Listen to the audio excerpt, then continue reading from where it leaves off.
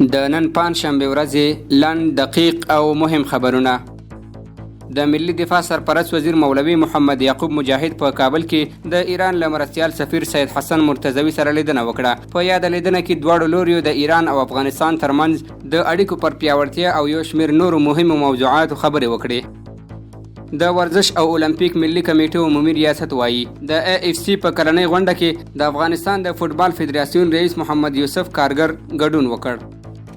کابل امنیه قومندانۍ وایي د اومې حوزې امنیتي ځواکونو د وسلوالو غلو یوه 3 کسیزه ډله نیولې. زیاتوي یا د غلو د کابل ښار په بېلابېلو سیمو کې د وسلو په زور غلاګانې کولې چې د امنیتي ځواکونو له لوري په بالفعل ډول نیول شوي.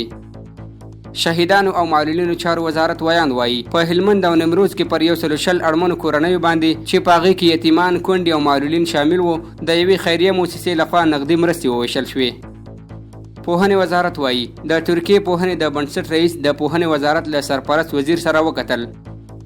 کور او ښار جوړولو وزارت وایي د فراه ولایت د شهیدانو او معلولینو ریاست د تعمیر مهندسي نقشه طرحه او ډیزاین شوه. افغاني سره میاشت وایي نن کابل کې اریانا روغتون ته 18 نور د سوري زړه په ناروغۍ اخته ماشومان ور وپېژندل شول. زیاتوي تېرو 5 میاشتو کې افغاني سرې میاشتې د زړونو د درملنې بېلابېلو روغتونونو ته د سوري زړه په ناروغۍ اخته 622 ماشومان ورپېژندلي.